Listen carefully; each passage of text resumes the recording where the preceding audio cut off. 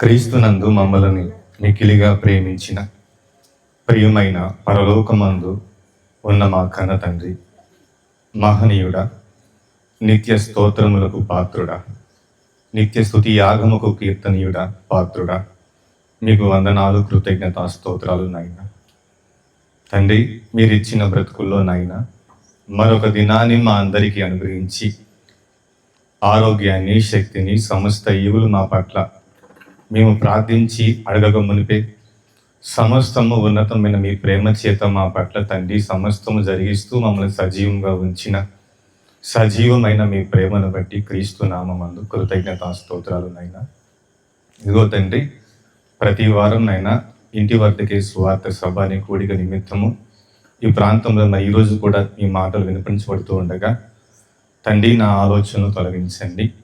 మీరు నాకు నేర్పిన మాటలను మేమందరం కలిసి మరొకసారి మీ సన్నిధిలో ఆలోచించినట్లు మా అందరికీ మీ ఆత్మ సహాయాన్ని అనుగ్రహించండి.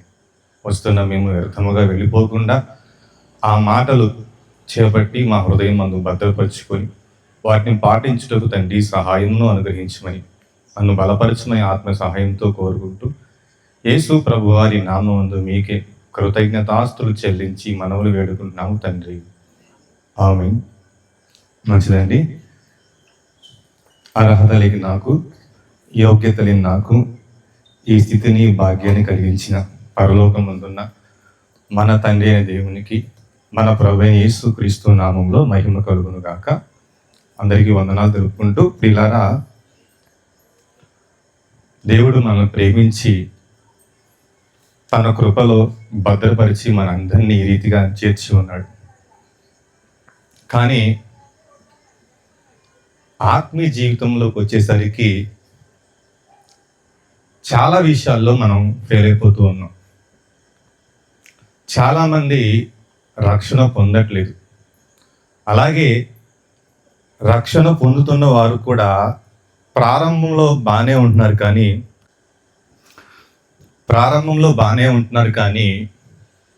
రాను రాను అనేది భక్తి సన్నగిలిపోతుంది. చాలా విషయాల్లో రక్షణ పొందిన వారు కావచ్చు, రక్షణ పొందని వారు కూడా చెప్పే మాటల్లో కొన్ని మాటలు రక్షణ పొందని వారి గురించి చెప్పే కంటే రక్షణ పొందిన వారు చెప్పే మాట వారి జీవితంలో కొన్ని సమస్యలు కానీ, వారి జీవితంలో కొన్ని ఆటంకాలు కానీ ఏవైనా ఎదురైనప్పుడు ఆ సమస్యల గురించి ఆలోచిస్తారు కానీ ఆ సమస్యలతో పాటు మరో మాట తెలిసి తెలియక అంటూ ఉంటారు. నన్ను ఎవరూ అర్థం చేసుకోవట్లేదు, నన్ను ఎవరూ పట్టించుకోవట్లేదు, నన్ను ఎవరూ ప్రేమించట్లేదు అనే ఆలోచన వెంటనే కలుగుతుంది. ప్రతి మనిషికి సహజంగా కలుగుతుంది. కానీ ఆ సమయంలో ఆలోచన అనేది చేయక వెంటనే నిర్ణయాలు తీసుకుంటాం, వెంటనే ఆలోచన చేస్తూ ఉంటాం. అంటే ఇందులో కూడా ఏం కనపడుతుందంటే స్వనీతి, స్వంత నిర్ణయం, మన ఆలోచన స్వార్థంగా కనపడుతూ ఉన్నాయి. ఎప్పుడు మనల్ని ఎవరూ ప్రేమించట్లేదు అని ఆలోచించామా కానీ మనం ఎప్పుడైనా ఎవరిని ప్రేమించామా? మరి దేవుడు కూడా మనల్ని ప్రేమిస్తూ ఉన్నాడు, ఆయన మనం ప్రేమిస్తున్నాడు అని ఎప్పుడైనా మనం దేవుని ప్రేమను అర్థం చేసుకున్నామా? అలా ఇప్పుడు మనం అర్థం చేసుకోండి. అర్థం చేసుకోకుండా వచ్చిన సమస్యలను బట్టి, ఆటంకాలను బట్టి ఏవేవో తెలియక మాట్లాడిస్తూ ఉంటాం. కానీ నిజమైన భక్తులు మాత్రము సమస్యలు వచ్చినప్పుడు చింతించక సమస్యల వెనక ఉన్న భావాన్ని గుర్తించారు. అవండి, మనందరికీ తెలిసిన ఒక భక్తుడు దావీదు గారు. ఆయన గురించి ఈరోజు కొన్ని మాటలు మనం ఆలోచిద్దాం. ఆయన జీవితంలో ఒక ఊరియా, బత్షెబ విషయంలో తప్ప ఎక్కడ ఆయన తప్పు చేయలే. కానీ దాని విషయంలో కూడా మనం కొన్ని విషయాలు నేర్చుకోవాలి. అంటే దావీదు గారు దేవునికి సమీపంగా వెళ్ళాడు. ఎంతంటే దేవుడే దావీదు గారి గురించి ఒక సాక్ష్యం మాట చెప్పాడు. ఏమని? అపోస్తల కార్యంలో ఉంటుంది, 13:22 ఉంటుంది. ఏమని? దావీదు నా ఇష్టానుసారుడు, నా హృదయానుసారుడు, నా ఉద్దేశములన్నీ నెరవేర్చువాడు అని దేవుడు దావీదు గురించి చెప్పాడంటే ఇక మనం ఆలోచించకూడదు. కానీ దావీదు గారి జీవితంలో ఆ ఒక్క బలహీనమైన క్షణంలో తప్ప ఎక్కడ ఆయన పొరపాటు చేయాల. కానీ ఆయన బ్రతికినంత కాలము, ఒక మాట చెప్పాలంటే, ఆయన రాజు కాక మునిపే తన తండ్రి మందను మేపుకుంటున్న కాలంలో కూడా ఊరికినే ఉండల. తాను స్థితిని చూసుకొని తాను ఆలోచించుకుండగా సహజంగా వాళ్ళ అన్నలు గొప్పగా కనపడుతూ ఉంటారు, సైన్యాధిపతుల్లో ఉంటారు. కానీ ఇతను మాత్రము గొర్రెల్ని మేపుకుంటూ ఉంటాడు. కానీ తన విషయం గురించి చింతించక తనకున్న స్థితిని బట్టి అడవుల్లో కూడా ప్రతి సందర్భంలో ప్రతి విషయంలో దేవుణ్ణి ఘనపరుస్తూ ఉంటాడు, దేవుణ్ణి స్తుతిస్తూ ఉంటాడు. ఆయన కీర్తనలు మొత్తం మీరు బాగా చదవండి. ఆ కీర్తనలో ప్రతి విషయంలో దేవుని గురించి చాలా బాగా చెప్తాడు. ఎందుకు? దేవుని అర్థం చేసుకున్నాడు గనుక. దావీదు గారు చెప్తున్న ఒక మాట మనం ప్రారంభంగా ఆలోచించగలిగితే, ఒకసారి కీర్తనల గ్రంథము 34వ అధ్యాయంలో 8వ వచనంలో పలుకుతున్న మాట మనం ఆలోచన చేయగలిగితే, యెహోవా ఉత్తముడని రుచి చూచి తెలుసుకొనుడి, ఆయనను ఆశ్రయించిన నరుడు ధన్యుడు. ఏమండి, ఆయన చాలా కీర్తనలు ఆయన రాసినప్పటికీ ఆయన రాసిన కీర్తనలన్నిట్లో ప్రతి కీర్తన తన అనుభవాలతో దేవునితో నడిచిన విధానంలో దేవునితో నడిచి అనుభవించి రాసిన కీర్తనలు. ఆ కీర్తనలో ఒక మాట ఏమంటున్నాడు? యెహోవా ఉత్తముడు, యెహోవా ఉత్తముడు అని రుచి చూచి తెలుసుకొనుడి. ఏమండి, యెహోవా ఉత్తముడు అంటే గొప్పవాడు. పర్యాయ పదాలు చాలా ఉన్నాయి. గొప్పవాడు, మంచివాడు, శ్రేష్ఠుడు. దేవుని గురించి చెప్పాలంటే చాలా ఉంటాయి. అలాంటి గొప్పవాడైన దేవుని గురించి దావీదు గారు అనుభవంతో పలికిన మాట. సహజంగా మనం ఏం చెప్తూ ఉంటాం, మనం ఏం మాట్లాడుతూ ఉంటాం? దేవుడు గొప్పవాడు బ్రదర్ అంటే మనం ఏం చెప్తాం? ఈ సర్వ ప్రకృతిని చూడండి, ఈ సర్వ సృష్టిని చూడండి. ఆకాశంలో నక్షత్రాలు, సూర్యుడు, చంద్రుడు, వెలుతురు, వేడి, చలి, ఈ ప్రకృతి, సముద్రంలో ఉండే సమస్తమైన జీవరాశులు, ఈ భూమి పైన, ఈ లోకం పైన ఉండే సమస్తమైన జీవరాశులు, ఈ ప్రకృతిని, ఈ సృష్టి సమస్తాన్ని చూసి మనం ఏం చెప్తాం? ఈ సృష్టి ఎంత గొప్పగా ఉందంటే వీటిని కలిగించిన దేవుడు ఎంత గొప్పవాడో అని చెప్పేసి సహజంగా మాట్లాడుతూ ఉంటాం. ఓకే, గొప్పవాడే కాదంటల్లా. కానీ తెలియని గొప్పతనాన్ని గురించి దావీదు గారు మనకి నేర్పుతున్న పాఠం అక్కడ. ఆయన కావాలంటే మీరు ఫస్ట్ వచనం చదవండి. ఫస్ట్ మాట, నేను ఎల్లప్పుడూ యెహోవాను సన్నుతించెదను అంటే స్తుతించెదను అంటే ఎల్లప్పుడంట. మరికొన్ని కీర్తనలు అయితే అర్ధరాత్రి వేళ లేచి మేలుకొని దేవుడు చేసిన మేలును బట్టి, అర్ధరాత్రి వేళ, పగల కాదు, అర్ధరాత్రి వేళ లెగిచి దేవుడు చేసిన మేలును బట్టి కృతజ్ఞతాస్తులు చెల్లిస్తూ ఉంటాడు. దీన్ని బట్టి మనకు అర్థం కావాలి దావీదు గారు దేవుని ఎంత ప్రేమిస్తున్నాడో, దేవుడు అంటే ఎంత భయం, ఎంత భక్తి కలిగి, ఇష్టం కలిగి ఉన్నాడో మనకు అర్థం కావాలి. అంటే దేవుడు గొప్పవాడంటే ఈ సృష్టిని బట్టి చెప్తూ ఉంటాం. అంటే ఈ గొప్పవాడిని గూర్చి మరొక మాట చెప్పుకోగలిగితే, ఈ గొప్పవాడి గురించి ఏం చేయాలంట? రుచి చూచి తెలుసుకోవాలంట. ఏమండి, సహజంగా మనకి రుచి గురించి మాట్లాడుకుంటే మనకేం కనపడితే రుచి అంటే సహజంగా మనం తినే భోజనాల గురించి మాట్లాడుకుంటూ ఉంటాం. అవునా కాదా? చాలామంది భోజన విషయాల్లో కావచ్చు, మరి ఏ విషయాలను కావచ్చు, అయ్యా కూరలో ఉప్పు ఉందా లేదా అంటే ఏం చేయాలి చెప్పండి? కూరలో ఉప్పు ఉందా లేదంటే ఏం చేయాలి? టేస్ట్ చేయలేదా? అంటే కూరలో ఉప్పు ఉందా లేదా, కారం ఎక్కువైందా తక్కువైందా, మసాలా ఎక్కువైందా తక్కువైందా, ఘాటుగా ఉందా చప్పగా ఉందా అని చెప్పాలంటే ఏం చేయాలి? రుచి చూచి చెప్పాలి, లేకపోతే చెప్పలేము. చాలామంది వాళ్ళకి ఇష్టమైన ఒక దమ్ బిర్యానీ కావచ్చు, లేదా మటన్ బిర్యానీ కావచ్చు, ఏదో ఒకటి కావచ్చు, అంటే వాళ్ళకి ఇష్టమైన దాన్ని బట్టి అందులో వాళ్ళకి ఏం దొరికింది? అందులో ఉన్న మాధుర్యం అండి. ఆ వంటకంలో ఉన్న రుచి, ఆ మాధుర్యం అర్థమైనప్పుడు వాళ్ళని ఎప్పుడైనా గమనించండి, మీకు ఏది ఇష్టం అని అడిగితే వెంటనే ఏం చెప్పేస్తారు? వాళ్ళకి ఇష్టమైన ఆహారము, మామూలుగా పలావ్ అయితే పలావు, లేకపోతే పరమాణం అయితే పరమాణము, లేకపోతే కేక్ అంటే కేకు, చాక్లెట్ అని వీటి గురించి చెప్తూ ఉంటారు. ఏమండి, చాలా రుచులు ఉన్నాయి. మరొక రుచి చెప్పుకోగలిగితే, ఇప్పుడు ఒక తాగుబోతున్నాడు.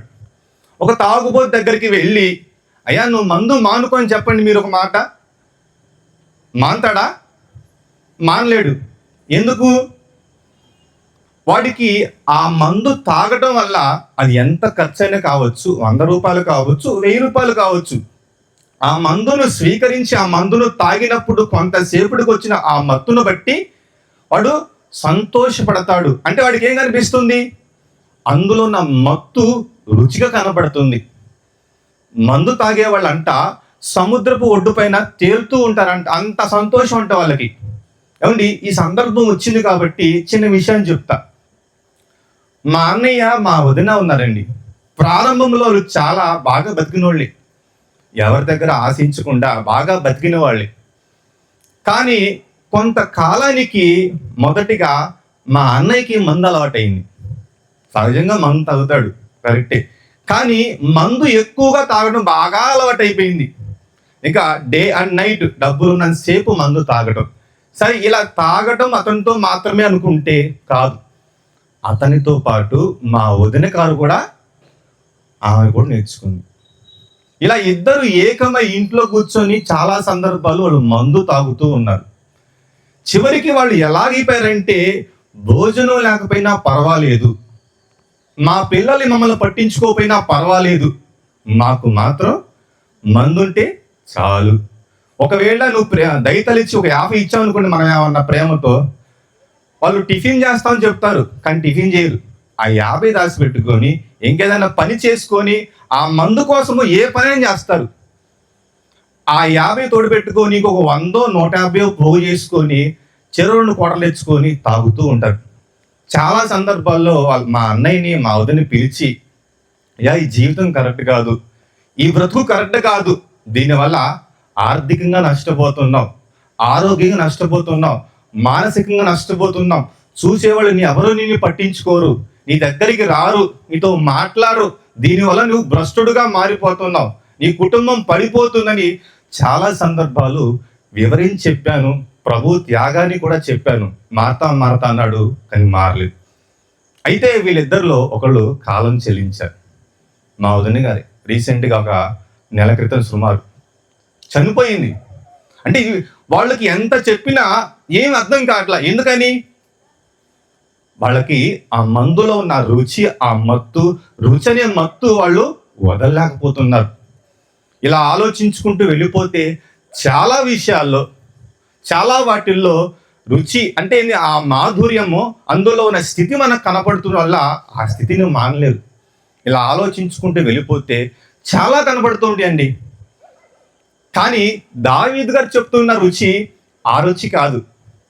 ఇప్పుడు చెప్పుకున్న 2 విషయాలు రుచి, భోజన విషయంలో కావచ్చు, మందు విషయంలో కావచ్చు.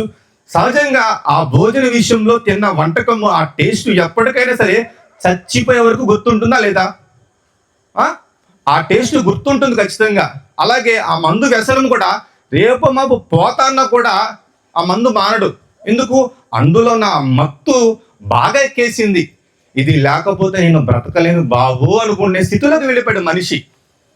కానీ దావీదు గారు ఏమంటున్నాడు? యెహోవా ఉత్తముడు, దేవుడు గొప్పవాడు.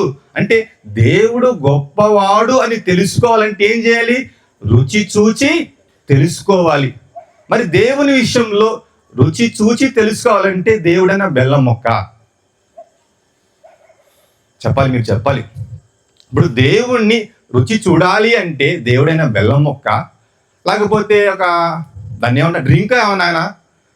దేవుడు బెల్లం మొక్క కాదు, డ్రింకు కాదు, పలావ్ కాదు, మరి ఏదీ కాదు. మరి దేవుని విషయంలో దేవుని రుచి చూడటం అంటే ఏంటంటే మళ్ళీ దావీదు గారి దగ్గర నేర్చుకోవాలి. కాబట్టి దావీదు గారు 2 సందర్భాలు ఆయన పారిపడండి. ఒక విషయంలోనేమో సౌలు గారి దగ్గర నుంచి పారిపోతూ ఉంటాడు. ఎందుకు?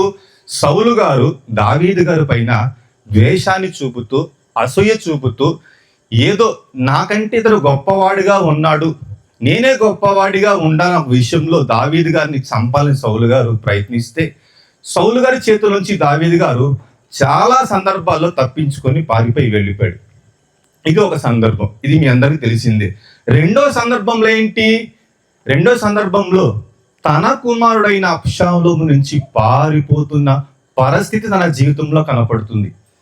ఇలా ఎందుకు జరిగింది అని అంటే దావీదు గారు చెప్పుకున్న మాటలో ఒక మాట, ఆయన ఒకానొక సమయంలో ఒక బలహీనమైన క్షణంలో ఆయన దావీదు గారు బత్షెబా గారి విషయంలో తప్పు చేశాడు.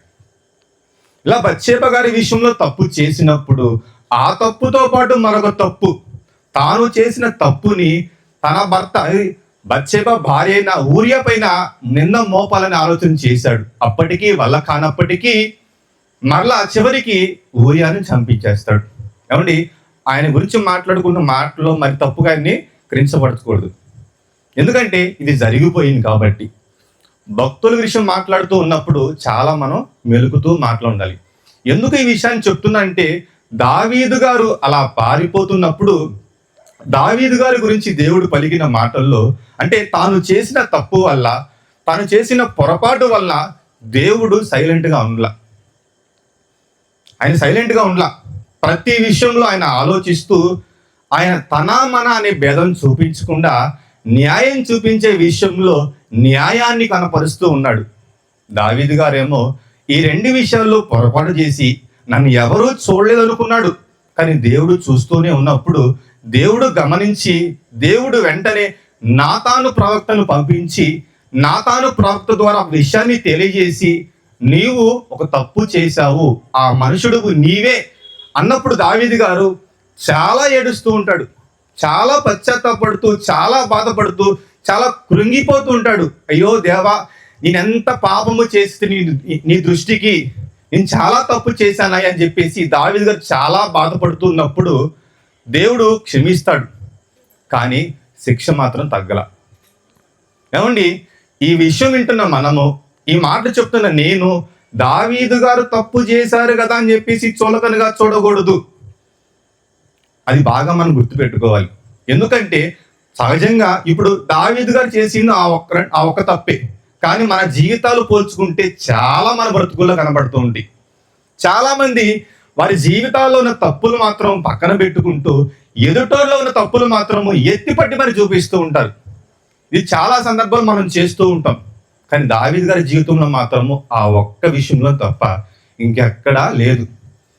దేవుడే చెప్పే సాక్ష్యం గురించి, దావీదు బత్షెబా ఊరియా విషయం తప్ప ఇంకెక్కడ ఆయన మాట తప్పలేదని చెప్పేసి చాలా సందర్భాల్లో ఉంది. ఇలా తప్పు చేసినప్పుడు దేవుని శిక్ష మాత్రము ఖచ్చితంగా రన్ అవుతుంది. ఒకానొక సమయమున దేవుడే దావీదు గారి కుమారుడైన అబ్షాలోముని దావీదు గారికి విరోధంగా లేపుతాడు. విరోధంగా లేపినప్పుడు దావీదు గారికి ఈ విషయం అర్థమవుతుంది. ఒకసారి సమూయేలు 2వ గ్రంథము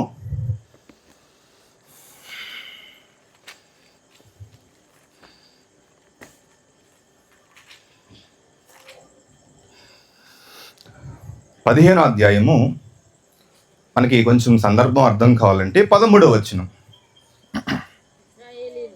ఇశ్రాయేలీలు అబ్షాలోము పక్షమున వహించరని దావీదునకు వర్తమానం రాగా, దావీదు యెరూషలేమునందున్న తన సేవకులందరికీ ఇలాగూ ఆజ్ఞ ఇచ్చెను, అబ్షాలోము చేతిలో నుండి మనము తప్పించుకొని రక్షణ నొందలేము, మనము పారిపోదము రండి. అతడు హఠాత్తుగా వచ్చి ఆ, పట్టణమును కత్తివాత హతము చేయకను ఉండునట్లు ఆ, త్వరగా వెళ్ళిపోదము రండి. త్వరగా వెళ్ళిపోదము రండి. అందుకు రాజు సేవకులు చాలండి. ఏమండి, విషయము దావీదు గారికి అర్థమైంది.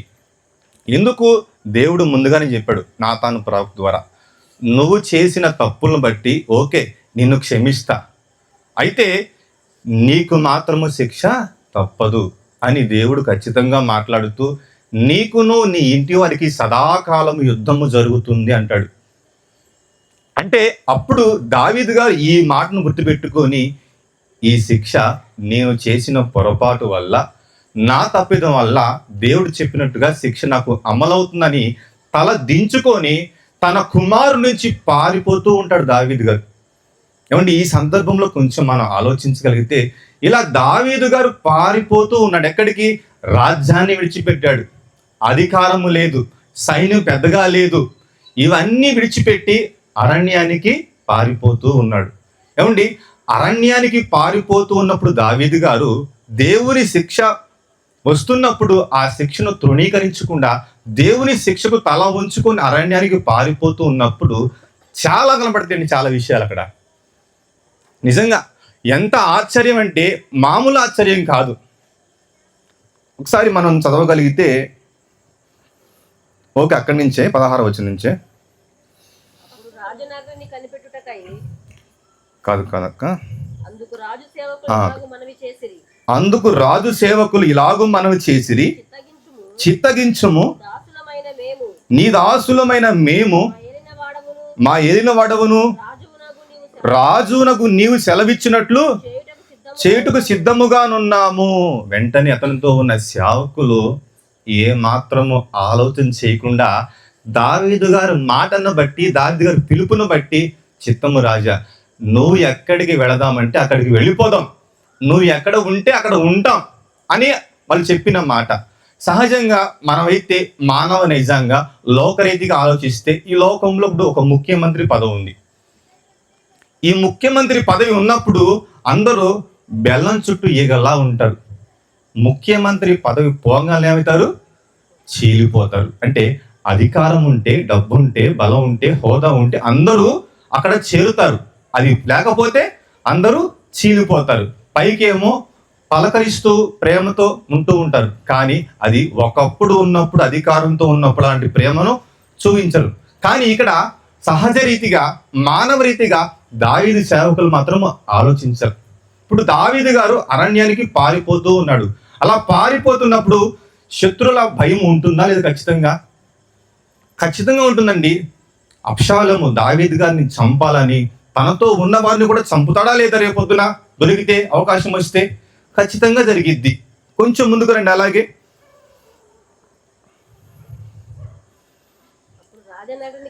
19వ వచనం. రాజు గిత్తీయుడగు ఇత్తయిని కనుగొని, సారీ అండి, కొంచెం పైకి రండి. 17వ వచనం దగ్గర 18 నుంచి. అతని సేవకులందరూ నడిచిరి. కెరేతీలందరూ పెలేతీలందరూ గాతు నుండి వచ్చిన 600 మంది గిత్తీలును రాజునకు ముందుగా నడుచుచుండిరి. రాజు గిత్తీయుడగు ఇత్తయిని కనుగొని, నీవు నివాస స్థలము కోరు పరదేశివై ఉన్నావు, నీవెందుకు మాతో కూడా వచ్చుచున్నావు? నీవు తిరిగి పోయి రాజున స్థలమున ఉండుము. నిన్ననే వచ్చిన నీకు ఎక్కడికి పోదమో తెలియక ఉన్నా మాతో కూడా. ఏమండి, చాలండి. గిత్తీయుడని ఇత్తయ్య, అతనితో పాటు ఎంతమంది అంట? 600 మంది. ఏమండి, ఇత్తయితో పాటు ఉన్న 600 మంది వాళ్ళందరూ కూడా దావీదు గారితో కూడా ప్రయాణం చేస్తానికి ఇష్టపడ్డారంటే వాళ్ళకి ఏమర్థమైంది? నిజమైన సేవకులంటే, నిజంగా ప్రేమించేవారంటే ఇలాగే ఉంటారండి. ఏమండి, దావీదు గారు రాజ్యంలో ఉన్నప్పుడు సైన్యం ఉంది, అధికారం ఉంది, బలం ఉంది. రాజ్యమును విడిచిపెట్టి, అధికారం విడిచిపెట్టి, సైన్యం విడిచిపెట్టి చేసిన తప్పును బట్టి దేవుడు నన్ను శిక్షిస్తున్నాడన్న విషయాన్ని గుర్తించుకొని అరణ్యానికి పారిపోతున్నప్పుడు కూడా ఆయనతో ఎవరున్నారంట? 600 మంది సైనికులు ఉన్నారంట, అతని సేవకులు ఉన్నారంట, చాలా మంది ఉన్నారంట. చివరికి ఇత్తయి లేదు, దావీదు గారి పైన ప్రేమ చూపుతూ ఎంతంటే నువ్వు ఎక్కడికి వెళితే అక్కడికి వస్తాం, నువ్వు ఎక్కడ ఉంటే అక్కడ ఉంటావు, చచ్చిపోయినా పర్వాలేదు అంటాడు. చదవండి ఆ వచనం కావాలంటే, 21వ వచనం. ఇత్తయి నేను చచ్చినను బ్రతికినను యెహోవా జీవము తోడు, నా ఏలిన వాడవును రాజునగు నీ జీవము తోడు. ఏ స్థలమందు నా ఏలిన వాడవును రాజునగు నీ ఉందువో ఆ స్థలమందే నీ దాసుడనైన నేను ఉందునని రాజుతో మనవి చేసెను. ఏందండి వాళ్ళు అంటే, దావీదు గారు తప్పు చేసినప్పటికీ, తప్పు చేత శిక్ష వస్తున్నప్పటికీ దీని వెనక మనకు ఒక విషయం తెలియాలండి. సహజంగా తప్పు చేస్తున్న వారిని తీసుకెళ్ళి ఎక్కడ వేస్తారు? జైల్లో వేస్తారు. అంటే ఫస్ట్ చెప్పుకున్నట్టు అధికారము, డబ్బు, బలం ఉన్నప్పుడు మాత్రం అందరూ వస్తారు. అది పోయినాక వస్తారా? రారు. ఎవరో కొద్ది మంది వస్తూ ఉంటారు. అది రాకపోతే రేపొద్దున బయటకు వచ్చినాక ఏమంటాడో అని ఆలోచనతో ఉంటారు. కానీ అధికారము లేనప్పటికీ, రాజ్యము లేనప్పటికీ, అన్ని విడిచిపెట్టి అరణ్యంలోకి వెళ్ళిపోతున్నప్పటికీ, శత్రువుల భయము దాడి ఉన్నప్పటికీ కూడా ఇంతమంది ఆయన వెంట ఉన్నారంటే దీని వెనక ఎవరున్నారండి? చెప్పండి. ఈ శిక్ష ఎవరి వల్ల వచ్చింది? వాస్తవంగా ఆలోచిస్తే దేవుని వల్ల వచ్చింది. దేవుని వల్ల వచ్చినప్పటికి కూడా దేవుడు దావీదు గారిని విడిచిపెట్టలేదు. గుర్తుపెట్టుకోండి. దేవుని వలన వచ్చినప్పటికీ, దేవుని చేత శిక్షించబడుతున్నప్పటికి కూడా శిక్షలో కూడా దేవుని ప్రేమ ఉంది. అక్కడ విషయం మనం తెలుసుకోవాల్సింది. శిక్షలో కూడా ఏముంది? దేవుని ప్రేమ ఉందయ్యా. సహజంగా మన పక్షంలో ఎవరైనా మనకు హాని చేస్తే మనం ఏం చేస్తాం? వాడి గురించి మన హృదయంలో ఇంత పెట్టుకుంటాం. ఇంత పెట్టుకొని వీడు మంచివాడు కాదని వాడి గురించి 10 మందికి మనం టామ్ చేస్తాం. కానీ దేవుడు అలా చేయట్లా. తప్పు చేస్తున్నప్పటికీ, శిక్షించబడుతున్నప్పటికీ తన ప్రేమను మాత్రం, తన కృపను మాత్రం తక్కువ చేయలా. ఇంకొంచెం ముందుకెళ్తే ఇదే సందర్భంలో దావీదు గారు ఇలా అరణ్య ప్రయాణం చేస్తున్నప్పటికీ తనకి సైన్యాన్ని సమకూర్చాడు, రక్షణ సమకూర్చాడు, అన్ని విధాలుగా అన్ని సమకూర్చిన తర్వాత కూడా దావీదు గారికి ఆహార విషయంలో కూడా ఏవి తక్కువ చేయలేదు. ఏమండి, సహజంగా ఇప్పుడు నేనే ఉన్నా, ఒక వ్యక్తిని చంపిన నేను, నన్ను తీసుకెళ్ళి ఎక్కడ వేస్తారు? చెప్పండి. జైల్లో వేస్తా లేదా? నేను ఒక వ్యక్తిని చంపినప్పుడు నన్ను తీసుకెళ్ళి జైల్లో వేస్తారు. తీసుకెళ్ళి జైల్లో ఒక మంచి బెడ్రూమ్ తయారు చేసి, మంచి టీవీ పెట్టి, మంచి ఏసీ పెట్టి, మంచి కూలర్ పెట్టి, అయ్యా వందనాలయ్యా కూర్చోయ్య అని చెప్పి నాకు మర్యాద చేస్తారా? చేయరు. ఎందుకు? ఈ లోక సమాజం అలాంటిది. ఈ లోకంలో ఉన్న మనుషుల ప్రేమ అది కొంతవట్టికి, అది డబ్బును బట్టి కావచ్చు, అధికారాన్ని బట్టి కావచ్చు, మరి దేన్నైనా కావచ్చు. కానీ దావీదు గారు అరణ్యంలో ప్రయాణం వెళ్ళిపోతున్నప్పుడు దేవుడు చూపుతున్న ప్రేమ ఎంతంటే, అబ్బా ఏంటి ప్రేమ! మామూలుగా ఈ లోకంలో నేను తప్పు చేస్తే తీసుకెళ్ళి పొల్లబొచ్చు లోపల కూర్చోబెడతారు. కానీ దావీదు గారు తప్పు చేసినప్పటికీ దేవుని శిక్షను అర్థం చేసుకొని అరణ్యానికి వెళ్ళిపోతున్నప్పుడు దేవుడు దావీదు గారి పట్ల చూపుతున్న ప్రేమ ఒకసారి 16వ అధ్యాయం తీయండి. ఇదే గ్రంథము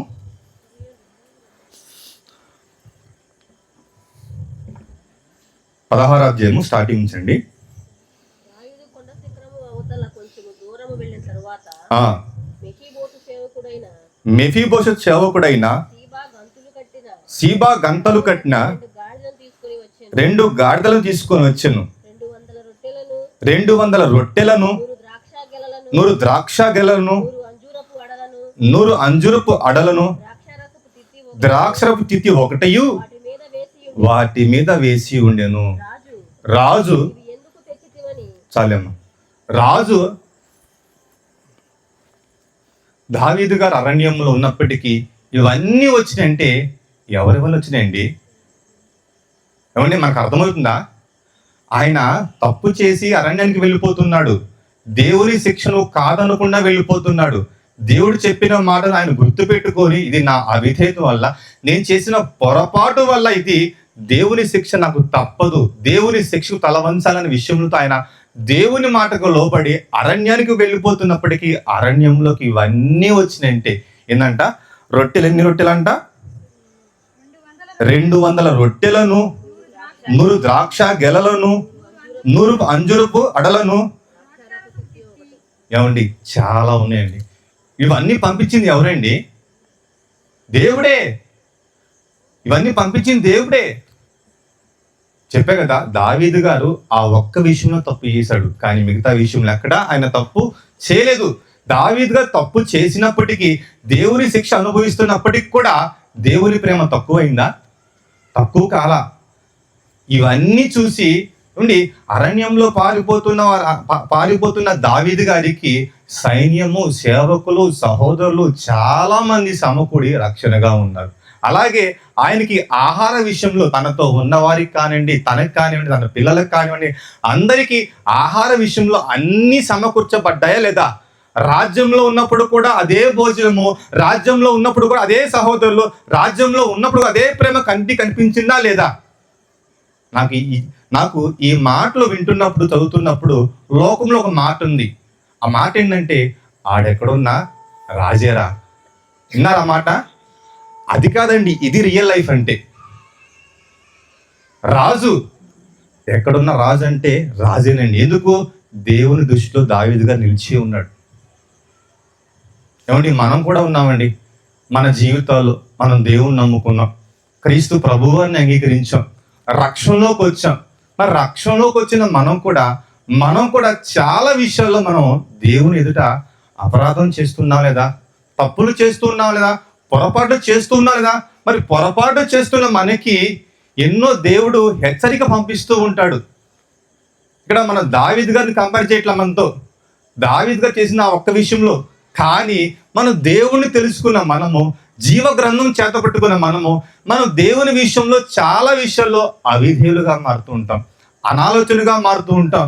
దేవుని భయము లెక్క లేకుండా, దేవుని ప్రేమ లెక్క చేయకుండా, దేవుని వాక్యం మాట్లాడుతుంటే విని విడిచిపెడుతూ ఎంతో దౌర్భాగ్యులు కనపడుతూ ఉంటాం. ఇలా మనం ఉంటున్నప్పుడు దేవుడు చాలా హెచ్చరిక, చాలా ప్రమాదాలు పంపిస్తూ ఉంటాడు. ఎందుకు? ఆలోచించి మార్పు చెందుతామేమని. కానీ మనం ఏమనుకుంటాం? ఫస్ట్లో చెప్పుకున్నట్టుగా, ఏంటో నాకు ఈ సమస్యలు ఏంటో నాకు ఇబ్బందులు ఏంటో, ఈ ఆటంకాలు ఏంటో, ఏంటి ఈ సమస్యలు?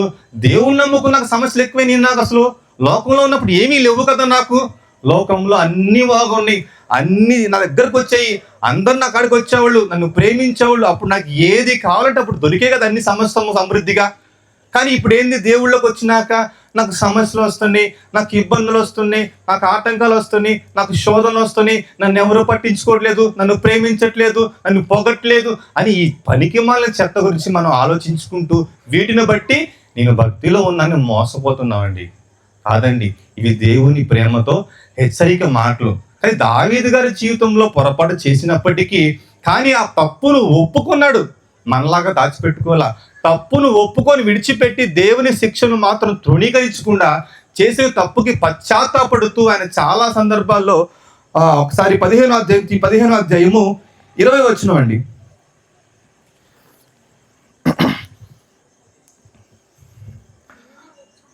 15వ అధ్యాయం, క్షమించండి, 30వ వచనము.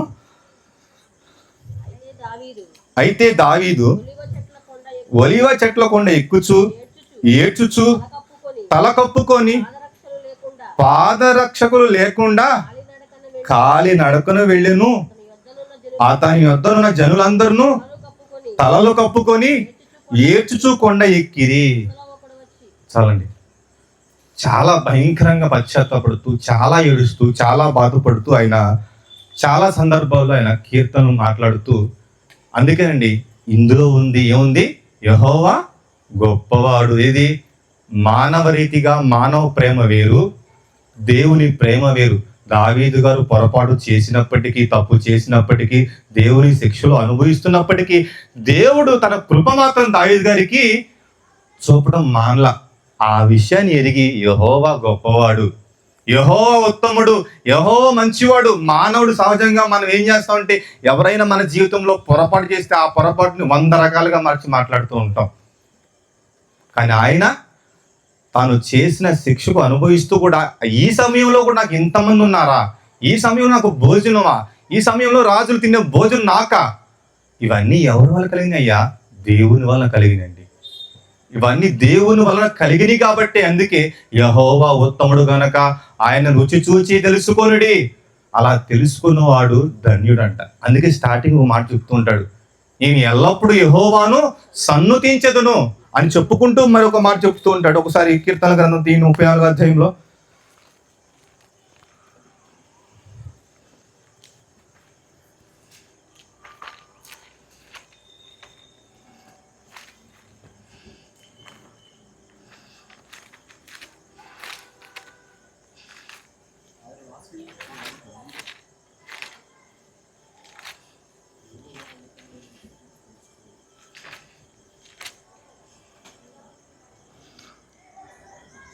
3వ వచనం దగ్గర నుంచి అండి. నాతో కూడి యెహోవాను కనపరచుడి. అక్క 2 నుంచి యెహోవాను బట్టిన అతిశయించున్నాను. దీనులు దానిని విని సంతోషించెదరు.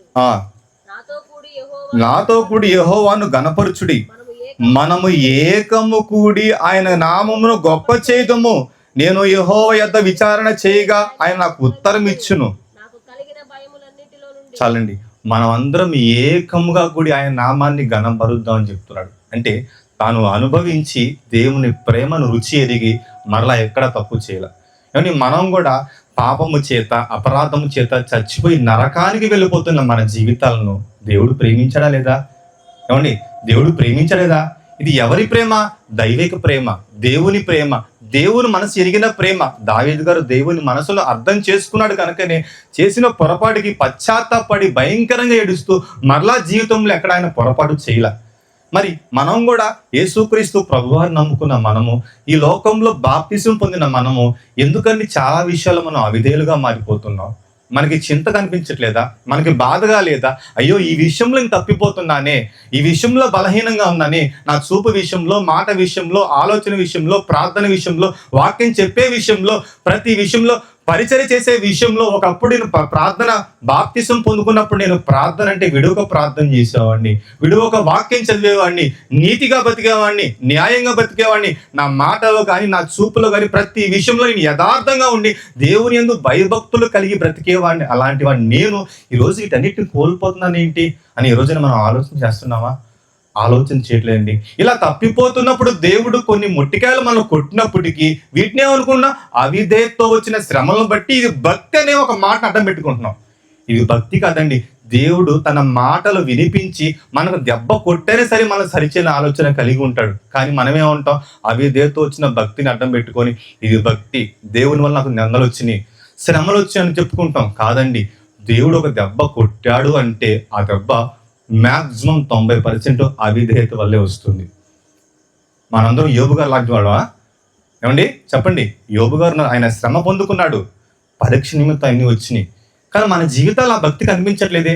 ఒక యోబు గారేంటి, ఒక దావీదు గారేంటి, ఒక మోషే గారేంటి, చాలా మంది ఉన్నారు దేవుని కొరకు సమర్పించుకున్నారు.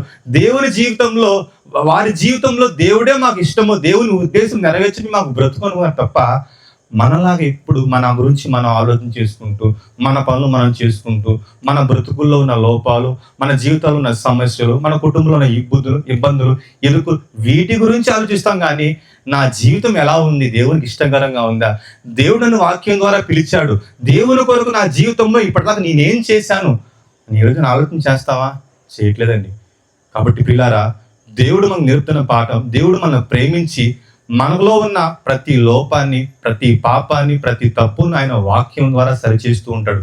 కొన్ని సందర్భాల్లో దెబ్బలు కొడుతూ ఉంటాడు. ఆ దెబ్బలు బట్టి నేను ఎక్కడేదో పొరపాటు చేశాను, ఎక్కడో తప్పు చేశాను, కాబట్టి తప్పును బట్టి క్షమాపణ కోరుకో, ఇక నుంచైనా పరిశుద్ధంగా బతకాలి, దేవుడు చూపుతున్న ప్రేమ నేను తిరస్కరించకూడదని ఆలోచన కలిగి ఉండాలని చెప్తూ ఈ మాటలు ముగిస్తున్నానని ప్రార్థన చేసుకుందాం.